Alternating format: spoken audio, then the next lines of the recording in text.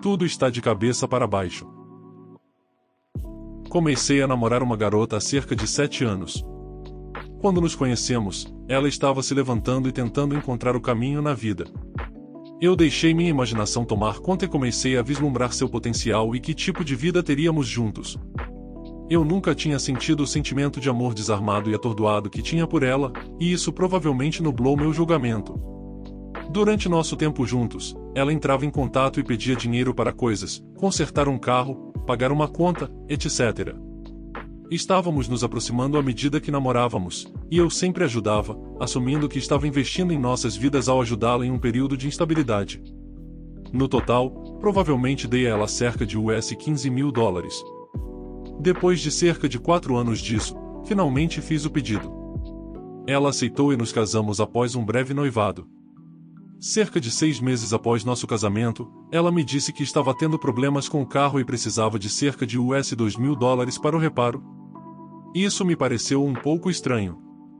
Naquela época, eu já estava mais do que familiarizado com seu veículo e sabia que sua explicação para o problema não fazia sentido.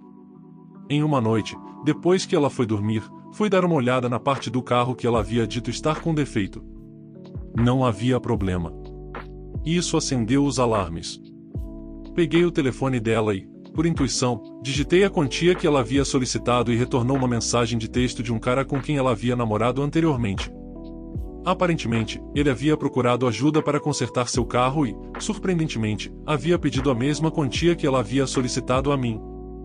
Meu estômago revirou quando pensei que talvez eu tivesse subsidiado outras despesas desse cara ao longo do tempo em que havia namorado minha esposa. Ao ler as mensagens com mais cuidado, percebi que esse cara era o Lester Diamond para o meu Sanrotem, e eu tinha sido feito de bobo. Pesquise essa referência se você não estiver familiarizado.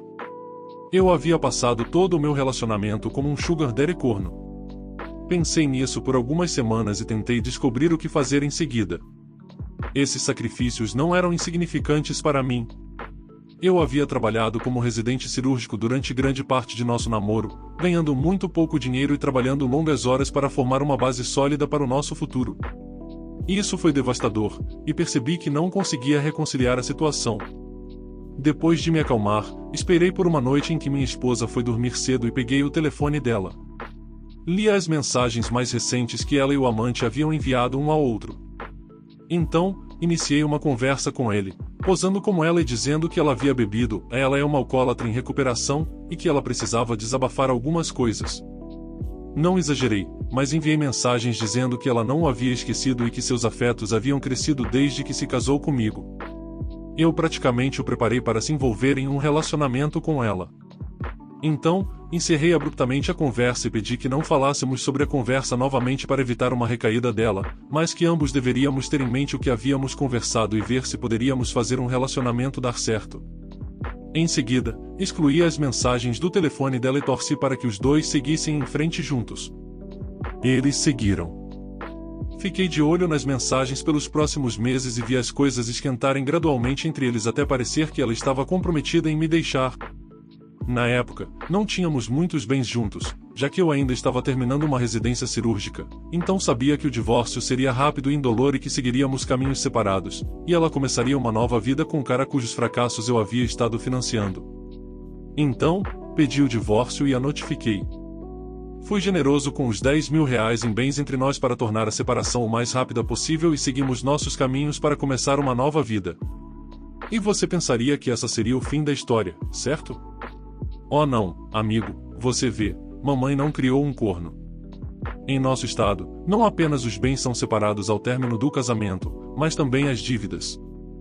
E a escola de medicina é muito cara, realmente cara a ponto de custar $250.000. Então, ela acabou com um presente de despedida de cerca de R$ 125.000 em empréstimos estudantis. E adivinha com quem ela se casou às pressas 2 meses após o nosso divórcio? Felizmente para ela, ela só terá que pagar metade desse valor, porque se a história realmente se repetir, ele pagará a outra metade quando o casamento deles também terminar. Era tudo o que eu podia fazer para não enviar um cofrinho como presente de casamento para eles. Melhores 15.000 que já gastei. Mulher danifica o carro da minha mãe e culpa minha mãe. seu namorado policial corrupto encobre o incidente e arruína a reputação de ambos. Para dar um pouco de contexto, moro em uma cidade suburbana predominantemente branca em Nova Jersey e minha família é asiática. Embora a cidade seja boa na maior parte do tempo, não é um segredo que algumas pessoas da cidade são bastante racistas. Um dos nossos vizinhos, vamos chamá-lo de Anthony, é um capitão de polícia aposentado de outra cidade, mas é amigo do chefe de polícia da minha cidade. Minha mãe é uma imigrante de primeira geração e, embora seja fluente em inglês, ainda tem um sotaque asiático bastante forte. Há alguns anos, minha mãe foi visitar uma amiga do outro lado da cidade. Minha mãe estacionou em paralelo diretamente na frente da casa da amiga, que fica no final de uma pequena colina. Quando ela estava saindo, uma mulher dirigindo um Jeep Wrangler com seus filhos estava descendo a pequena colina, mas ainda estava a uma distância considerável, então minha mãe saiu da vaga. A rua em que estavam era muito larga, com espaço suficiente para caber 5 carros um ao lado do outro, e cerca de 12 metros à frente havia uma placa de pare. Minha mãe já estava no meio da rua, totalmente fora da vaga de estacionamento e já havia avançado cerca de 3 metros quando a mulher dirigindo o Jeep de repente apareceu atrás do carro da minha mãe e cortou diretamente na frente dela, cruzando uma linha amarela dupla para fazê-lo. Por causa do ângulo em que ela cortou minha mãe, a roda traseira do Jeep acabou arrancando o para-choque dianteiro do carro da minha mãe. Minha mãe naturalmente parou imediatamente e a mulher saiu do carro depois de colocá-lo em linha reta na rua. Assim que ela saiu do carro, essa mulher, vamos chamá-la de Karen, imediatamente começa a xingar minha mãe aos berros. Karen disse para minha mãe chamar a polícia, mas minha mãe disse que seu telefone havia morrido. A amiga da minha mãe e seu filho, bem como o vizinho, saíram da casa depois de ouvir a confusão para ver o que havia acontecido. O vizinho, um homem idoso, perguntou o que havia acontecido e Karen gritou: "Você está cego? Um acidente aconteceu. Vá chamar a polícia. Preciso ligar para meu namorado." O filho havia feito uma aula de direito na faculdade, então ele ofereceu para tirar várias fotos do local do acidente e enviá-las para minha mãe mais tarde, aí isso se torna super importante depois. O vizinho chamou a polícia, mas o namorado de Karen chegou primeiro à cena. Quando o policial, vamos chamá-lo de Kenny, finalmente chegou, ele perguntou à minha mãe o que havia acontecido. Assim que minha mãe começou a contar o seu lado da história, o policial disse: "Espere um minuto" e foi falar com o namorado. Acontece que o namorado, vamos chamá-lo de Sam, era um policial da cidade que era bastante popular entre as crianças das escolas do ensino médio, já que ocasionalmente visitava para falar sobre coisas como dar e outras coisas em assembleias. Sam estava fora de serviço na época, então ele conseguiu ir até lá quando Karen o chamou. Assim que Kenny viu seu amigo Sam, ele imediatamente foi falar com ele em vez de ir falar com minha mãe ou com Karen. Eles discutiram por um tempo e depois mandaram todos embora. Minha mãe tentou falar com Kenny antes que ele saísse, mas Kenny simplesmente ignorou e disse que tinha as informações de que precisava e que minha mãe poderia obter o relatório policial em cerca de 1 ou 2 semanas. Quando minha mãe recebeu o relatório policial, viu que ele dizia que ela havia saído sem usar as setas de repente batido no carro de Karen. Além disso, Karen esperava que o seguro de minha mãe pagasse pelo dano causado à sua roda traseira.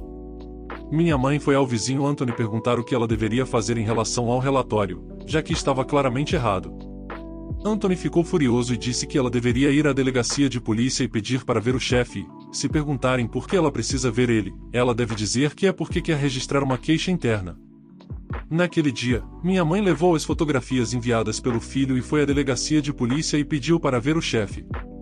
O policial disse que ela não podia simplesmente entrar e pedir para ver o chefe, então minha mãe respondeu: "Ok, então onde devo ir para registrar uma queixa interna?" E o policial imediatamente se endireitou e disse: "Aqui mesmo. Venha comigo." Ele a levou para a parte de trás. O vice-chefe entrou na sala e começou a gravar a conversa. Como o chefe estava fora, minha mãe apresentou todas as evidências a ele. Depois de apresentar as evidências para mostrar que foi Karen quem atingiu em vez do contrário, minha mãe também disse que gostaria de registrar uma queixa de corrupção contra Kenny e Sam. Kenny claramente não fez seu trabalho corretamente, já que não perguntou corretamente às pessoas envolvidas no acidente nem mesmo mencionou o fato de que havia 2 passageiros no carro de Karen no relatório. Até Karen admitiu mais tarde a um investigador que Kenny nunca falou com ela. Minha mãe até jogou a carta do racismo para garantir, dizendo que talvez Kenny não a tenha ouvido e a tenha ignorado por causa de seu sotaque asiático forte. Sam, enquanto isso, interferiu na investigação apesar de não estar no local do crime durante o acidente. O vice-chefe disse que iniciaria uma investigação interna e veria se algo precisava ser feito. Enquanto isso, minha mãe também entrou com uma reclamação em seu seguro e apresentou as evidências a eles, e seu seguro decidiu que, como o acidente, em sua opinião, claramente não foi culpa dela, eles não pagariam nem um centavo a Karen e contatariam o seguro de Karen para pagar minha mãe. Muita burocracia interna de investigação aconteceu, incluindo entrevistas com Karen, a amiga de minha mãe e o vizinho da amiga. Cerca de um mês se passou e um oficial veio até nossa casa para dizer que Kenny havia sido punido, mas não havia evidências suficientes para punir Sam, e ele só queria saber se havia outras preocupações. Como Karen aparentemente não fez mais nada para merecer a ação e o dano ao carro foi pago, minha mãe disse que não havia mais nada. Aqui vem a parte divertida. 3 dias após o oficial vir à nossa porta, uma carta chegou pelo correio informando sobre uma audiência na corte. Acontece que Karen decidiu registrar 3 multas contra minha mãe apenas um dia antes do prazo de prescrição. Aparentemente, em NJ, os cidadãos têm permissão para registrar reclamações contra outros cidadãos que violaram a lei, algo que nossa família nunca tinha ouvido falar antes até que isso aconteceu, e, devido ao atraso em registrar essas reclamações, quando recebemos a carta pelo correio, não podíamos nem contestar e as únicas opções eram pagar a multa ou ir à corte. Assumimos que Karen aprendeu sobre como registrar uma reclamação com Sam, óbvio né? E que a única razão pela qual ela estava disposta a ir tão longe é porque ela ouviu dizer que minha mãe tinha um sotaque asiático muito forte e presumiu que minha mãe não saberia o que fazer sobre as multas e apenas pagaria. O que ela não contava era que minha mãe é realmente agressiva e tem uma rede enorme de pessoas que conhece. Dentro de um dia, minha mãe contratou um advogado para lutar pelo caso e eles imediatamente pediram para mudar a corte da pequena cidade onde moramos para uma das grandes cidades próximas. A lógica era que, se ela lutasse pelo caso em nossa cidade, minha mãe estaria em desvantagem, já que o caso dela estava essencialmente indo contra a amada força policial de nossa cidade, mas ao colocá-lo em uma cidade diferente, o campo de jogo ficaria equilibrado. Além disso, enquanto minha mãe trabalhava em casa em seu próprio negócio, Karen tinha um emprego em tempo integral na cidade, então ir a uma corte em uma cidade diferente seria um grande incômodo para ela. O advogado havia preparado uma grande quantidade de evidências contra Karen, então não havia como ela vencer o caso, não importa o que. Na data da audiência, Karen não apareceu, então o caso foi arquivado. Isso foi uma vitória muito boa, mas o que veio depois foi ainda melhor. Como minha mãe e minha irmã têm muitos amigos na cidade, a história de Karen e Sam fazendo esse truque sujo se espalhou muito rápido. Em pouco tempo, metade da cidade soube disso, e de repente Karen e Sam deixaram de ser 2 favoritos da cidade por causa da reputação de Sam para se tornarem 2 das pessoas mais desonestas e desagradáveis. Sam parou de ser convidado para assembleias escolares e Karen foi ostracizada na associação de pais e professores dos filhos. Anthony também acabou conversando com o chefe de polícia em particular e descobrimos que, embora Sam não tenha sido punido oficialmente, ele foi severamente repreendido pelo chefe. Mulher aleatória tenta roubar meu pássaro da minha mão em público. Decidi que hoje seria o dia perfeito para colocar a coleira em Isadora, minha cacatua de crista amarela, e levá-la a PetSmart. Eu precisava de um pacote de Aspen para as pintainhas, ou seja, filhotes de galinha, de qualquer maneira. Coloquei-a na transportadora, a transportadora no carro e seguimos viagem. Ela se saiu surpreendentemente bem e nem mesmo ficou enjoada no carro. Mas sabe que detalhe minúsculo eu esqueci? As pessoas falam com você se você levar um pássaro para uma loja. Quer você queira ou não. Sou muito boa em lidar com pessoas. Anos de trabalho no varejo, em restaurantes, administração, etc., me treinaram na arte do pequeno bate-papo. Os funcionários da PetSmart foram fantásticos, na verdade. Fizeram as perguntas gerais básicas, ninguém pediu para tocá-la, todos mantiveram uma distância respeitosa e não a sobrecarregaram ou a mim. Mas outros clientes? Caramba! Havia uma mulher em particular. Ela me disse que tem uma arara escarlate, uma arara canindé e uma cacatua galerita em casa. Ela me parou para conversar, perguntou sobre meu pássaro e eu dei a versão resumida da história. Isadora tem 15 anos, quase 16, veio de um casal mais velho que queria um lar mais jovem para ela, etc. Ela está ótima, é o amor da minha vida, etc. Ela perguntou, e então ela tem quase 16 anos? Há quanto tempo você a tem?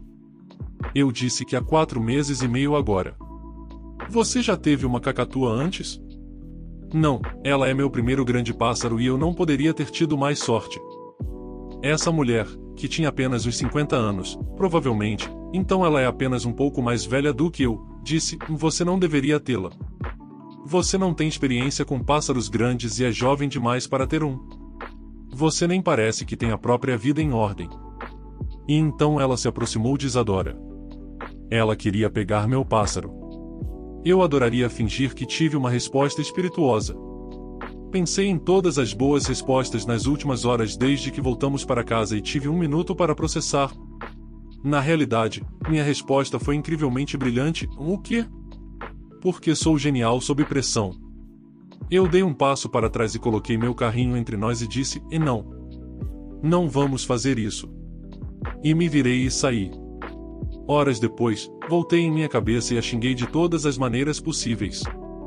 No momento, fiquei tão perplexa. Alguém tentou tirar meu pássaro de mim. Tipo, ela literalmente tentou pegar meu pássaro da minha mão. Acho que não faremos outra saída. Vamos ficar no quintal.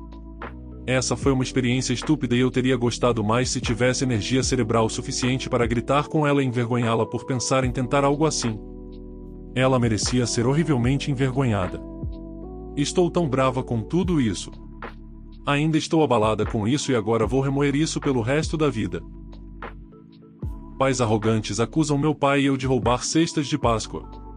Isso aconteceu principalmente por mensagem de texto e no Facebook. Um pouco de contexto para que tudo faça sentido, e não temos nenhuma relação com essa mulher, nem mesmo o marido dela é nosso parente, ele apenas foi criado em nossa família porque a família dele não era legal. Na Páscoa anterior a essa história, tivemos um grande encontro familiar em nossa casa. Depois da caça aos ovos, 2 dos meus amigos prepararam um desafio para as crianças. Elas tinham que carregar um grande coelho de pelúcia embalado com um pouco de sal grosso para deixá-lo pesado, mas as crianças ainda conseguiam levantá-lo. Elas tinham que levá-lo até o final e ganhar o prêmio, era uma cesta de Páscoa. Elas não esperavam que as crianças trabalhassem juntas para movê-lo e a cesta não tinha o suficiente para todas as crianças ganharem um prêmio. O filho Jim era uma dessas crianças, mas honestamente, ele nem estava ajudando os outros, apenas tinha a mão no coelho. No dia seguinte, Jim manda uma mensagem para minha mãe com uma foto de 4 cestas de Páscoa que ela comprou na liquidação para o próximo ano, para que todos ganhem uma cesta. O único problema era que isso nem cobria metade das crianças que vêm para cá. Minha mãe achou que não seria justo, então compramos mais umas 10 e guardamos em um lugar seguro. Durante todo o tempo, minha mãe e Jim estavam trocando mensagens, e minha mãe disse a Jim que comprou mais cestas e enviou uma foto. Avançando para o próximo ano. No início daquele ano, minha mãe morreu e isso afetou nossa família profundamente. Ela era uma mulher incrível que tocou a vida de muitas pessoas, tanto que a funerária não conseguiu acomodar todos que apareceram. Isso dito, com a Páscoa se aproximando rapidamente, meu pai, eu e meu irmão concordamos em não sediá-la. A ideia de fazê-la sem minha mãe doía demais. Meu pai postou isso no Facebook e todos entenderam, mas então ele recebe uma mensagem de eminência: não tenho acesso à mensagem, então vou me basear em minha memória. Mãe Karen, e já que vocês não vão fazer a Páscoa este ano, eu posso pegar as cestas que eu comprei? Papai me perguntou sobre o que ela estava falando e eu também fiquei confusa, porque ela nunca nos deu as cestas que comprou, nós só tínhamos as que a mãe comprou. Papai diz a ela isso e foi quando o inferno se abriu. E então nos chamou de mentirosos e nos acusou de roubar suas cestas. Houve muita briga por telefone e Facebook, onde ela disse a todos que nos ouvissem que éramos um bando de mentirosos e ladrões. Meu pai não queria lidar com Jim além da morte do amor de sua vida, então ele simplesmente mandou o dinheiro para ela para calá-la e a bloqueou. Ela criou outra conta apenas para continuar assediando meu pai. Vou admitir que fiquei muito enfurecida, essa desgraçada estava fazendo isso nem 3 meses depois da morte da minha mãe. Eu sabia que Jim era muito supersticiosa, então mandei uma mensagem dizendo que estava lançando uma maldição sobre ela e seu sangue. Disse a ela que a desgraça e o infortúnio seriam seus companheiros constantes até o fim dos tempos. Nunca recebi uma mensagem de volta dela, então não sei ao certo se ela viu, mas ela parou de assediar meu pai depois da minha mensagem. Dê sua opinião sobre os relatos nos comentários. O que você faria de diferente nessas situações? O vídeo foi feito com MT Carinho, então de um like e se inscreva aí, obrigado.